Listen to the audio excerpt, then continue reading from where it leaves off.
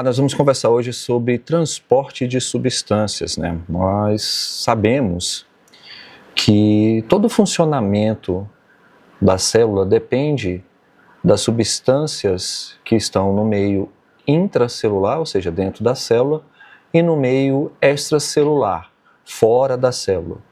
Então, a gente tem aí um transporte que ocorre para que se tenha a passagem do que eu tenho no meio intra para o meio extra e do que eu tenho no meio extra para o meio intra. Isso ocorre através da membrana celular, que a gente sabe que é um mosaico fluido e uma barreira completamente o quê? Seletiva. Tudo isso está acontecendo porque a gente precisa equilibrar os gradientes de concentração. Então a gente tem que observar regiões que têm maior e regiões que têm menores concentrações e fazer o equilíbrio entre essas concentrações para que a gente possa manter também o equilíbrio desse funcionamento. Tá? Então a gente vai ter, como um primeiro exemplo aí, que vocês vão estar vendo dentro do material, a questão da difusão. A difusão, que também é conhecida como transporte passivo, ou um transporte que não tem gasto de energia, ocorre justamente, tá, pela diferença de concentração que existe entre o meio intra e o meio extra, tá? Buscando então esse equilíbrio. O que a gente consegue compreender e entender, vou dar uma olhadinha aqui dentro do material de vocês para ficar utilizando os mesmos exemplos que a gente tem, é que quando eu tenho, que buscar esse equilíbrio, a gente passa a difundir de uma área de maior concentração para uma área de menor concentração essas substâncias. Estou vendo aqui que no material o exemplo que foi utilizado foi do O2. Quando eu faço a minha inspiração, eu estou pegando do ar atmosférico uma concentração maior de O2 e colocando lá dentro do alvéolo, onde ocorre a troca gasosa. Na relação que eu tenho entre a ventilação e a perfusão, que é a passagem, no caso da perfusão, do fluxo sanguíneo lá no meu capilar alveolar, esse fluxo sanguíneo que está vindo, ele está vindo do meu ventrículo direito, em um sangue que é dito venoso, com baixa concentração de O2. Então, quando eu tenho esse sangue passando no capilar alveolar, eu tenho uma diferença de concentração entre o que está dentro do alvéolo e entre o que está passando dentro do capilar. Então, o maior, ele acaba buscando equilibrar a concentração aonde eu tenho a menor concentração. Então, do alvéolo para dentro do capilar, né, eu vou ter a passagem do oxigênio. Maior concentração dentro do alvéolo, menor concentração dentro do capilar. Já ao contrário, eu vou ter uma maior concentração de CO2 dentro do capilar e uma menor concentração de CO2 na inspiração, na hora que eu coloco o ar atmosférico para dentro do meu alvéolo. Então, vai sair o CO2 que está em maior concentração passando pelo capilar e ele vai migrar para dentro do alvéolo. Essa passagem de gases, essas passagens de substâncias estão ocorrendo por meio de o quê? De difusão. Então, estou tentando equilibrar e estou conseguindo porque eu pego a substância e migro ela de um meio de maior concentração para um meio de menor concentração. É um dos exemplos que a gente tem aí, ok? Outra coisa que eu preciso entender da difusão é que ela pode ser definida como um movimento aleatório de substâncias e moléculas, ok? Entre esses espaços que existem na membrana, de um lado, e no espaço intersticial do outro, ok? Pode ter transportes ocorrendo por meio do quê? Por meio de canais, por meio de poros, ok? E por meio de proteínas transportadoras. Enquanto eu tenho essa passagem sem o gasto de energia, então eu coloco esse meio de transporte como um transporte o quê? Passivo. A partir do momento que eu tenho gasto de energia, aí eu coloco esse movimento como um movimento o quê? Ativo. Aí nesse movimento ativo, eu tenho uma passagem de substância de uma parede de um lado para o outro, não mais por uma difusão, como a gente estava vendo, tá? No transporte ativo, o que eu vou ter aqui são transportes principalmente de íons, ok? Mas também de alguns, digamos assim, outras substâncias, tá? Que são importantes para manter a movimentação, ou melhor, para manter o funcionamento e o metabolismo dessas estruturas. Quando eu faço esse transporte de íons, eu tenho aí um compartimento para análise desse movimento de substâncias. E aí é o que a gente chama de influxo. Porque geralmente esse transporte ativo, ele está indo contra o gradiente de concentração. Ele quer gerar realmente um desequilíbrio. E quando eu falo de íons, e aí eu altero esse gradiente de concentração entre íons, eu vou também alterar a carga, tá? Que está de um lado da membrana e a carga que está do outro lado da membrana. Gerando o quê? Gerando passagem, ok? De elétrons de um lado para o outro. Gerando então o quê? Uma corrente elétrica. Então, quando a gente começa a conversar sobre transporte ativo, a gente começa a conversar também como um meio de propagação de estímulo. Ok? Então, esses estímulos, eles vão servir para nos fazer o quê? Comunicação entre estruturas, né? E fazer também com que determinados tipos de células e tecidos passem a funcionar, comecem a funcionar por conta dessa troca que existe entre essas concentrações iônicas. Então, tem esse meio acontecendo, né, dessa troca desses íons de um lado para o outro, entre sódio, entre potássio, cálcio, cloro, magnésio, bicarbonato, glucose, ok? PO2, PCO2, tá?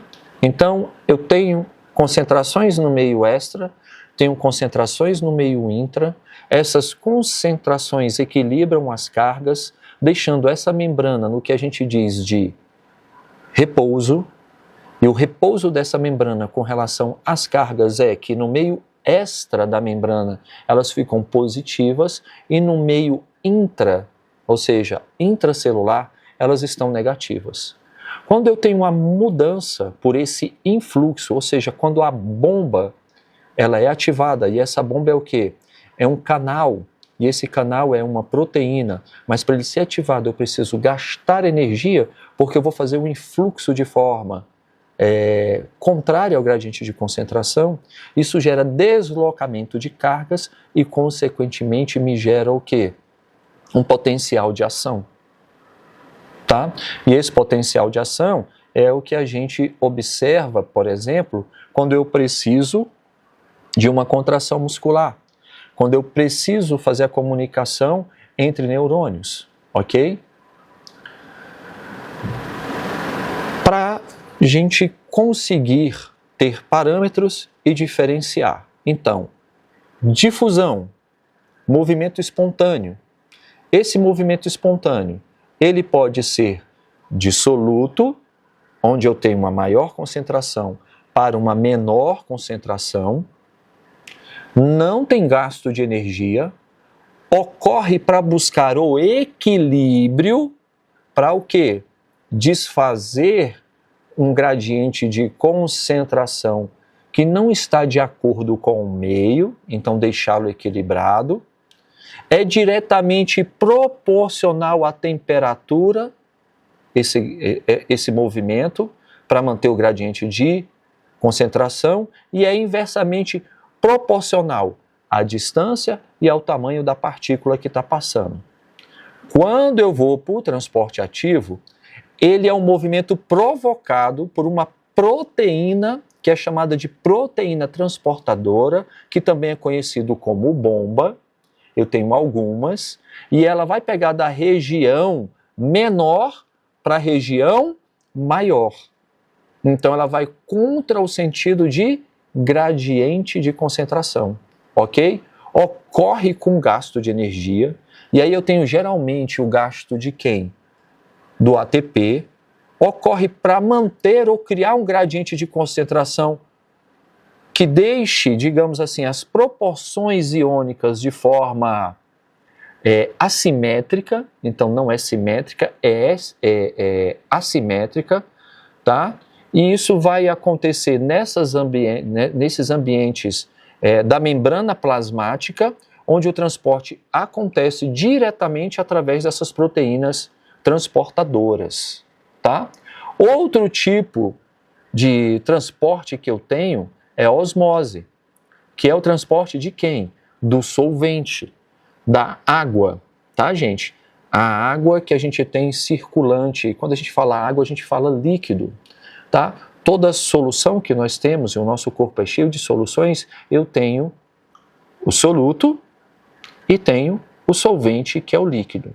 E o líquido também se movimenta, e é fundamental a gente entender que essa movimentação do líquido interfere diretamente na pressão hidrostática e na pressão osmótica dentro dessas soluções, que isso vai interferir diretamente nas reações que acontecem dentro da célula, ok? Então, como eu já falei, uma solução composta de soluto e solvente, ok? Quando eu tenho solutos que se difundem, tá, para uma área de menor concentração, a água, ela vai se movimentar de maneira a fazer o quê? A equilibrar essa concentração. Então, nesse caso, eu não tenho os solutos migrando de uma área para outra. A gente tem o quê? O solvente. No nosso material, mostra isso nos tubos de ensaio, ok? Mostra isso nos tubos de ensaio. Mas quando a gente está em sala de aula, eu gosto muito de usar um exemplo que é interessante. Quando você está em casa, na hora do seu almoço, na hora do seu jantar, você geralmente gosta de comer uma salada, né? Fresquinha. Aquele alface bem cortadinho, aquela rúcula, um tomate. Mas assim que você faz a salada, você percebe que você não vai comer ela naquele momento, naquele instante. Geralmente o que você faz? Você deixa ela ali já pronta, preparada de forma in natura e guarda, põe ali o seu filme PVC e guarda na geladeira, ou você já tempera, põe o filme PVC e guarda na geladeira. O que acontece? Se eu tempero, eu vou usar cloreto de sódio, que é sal. Do lado externo de todas essas células vegetais, eu vou ter uma grande concentração de o quê? De soluto. Nas células vegetais eu também tenho cloro, tá bom? E eu também tenho sódio. Fora, então eu vou ter mais soluto do que dentro das células. Em um movimento de tentar equilibrar através do movimento da água, do movimento do solvente, essa água vai sair do local onde eu tenho uma menor concentração de soluto e ela vai correr para a área onde eu tenho uma maior concentração de soluto, tentando equilibrar as misturas. Quando você faz isso, a sua salada faz o quê? Ela murcha. Ok? Ela vai murchar. Daí a gente consegue ter as relações de soluções isotônicas, hipotônicas e hipertônicas. É justamente o movimento dessa água que ou vai entrar de forma demasiada dentro da célula, até o ponto dela encher, a membrana plasmática não suportar o aumento da pressão hidrostática e da pressão osmótica, e vai acontecer o que com essa célula? Ela vai explodir. Ou o ponto que ela vai o quê? Murchar, porque o líquido, a solução que está dentro dela vai sair, ok? E ela vai o quê? Vai murchando, ela vai ressecando. Ou dela ficar equilibrada, ok? Então, o que eu preciso estudar e compreender nesse sistema de transporte como eles acontecem e como eles vão interferir dentro do meu metabolismo. Então, no transporte ativo, eu estou falando na passagem de informação, gerando um impulso elétrico. Eu estou falando de potencial de ação. Geralmente, quando isso acontece na célula, acontece para que eu possa transmitir algum estímulo. E a gente vai ver isso lá na frente com a visão. Por exemplo, a gente vê isso com o nosso batimento cardíaco. A gente vê isso com as respostas do sistema nervoso central, ok? Para atividades voluntárias e involuntárias, como respirar, ok? Como a peristalse. Então, o sistema de transporte, ele não apenas traz um equilíbrio, mas, digamos assim, para se manter um status de funcionamento basal, mas ele determina o desencadear, ok? Ou a paralisação de metabolismos que são essenciais para o nosso funcionamento, ok? Então, uma boa leitura sobre esse tema e a gente se vê no próximo módulo. Muito obrigado.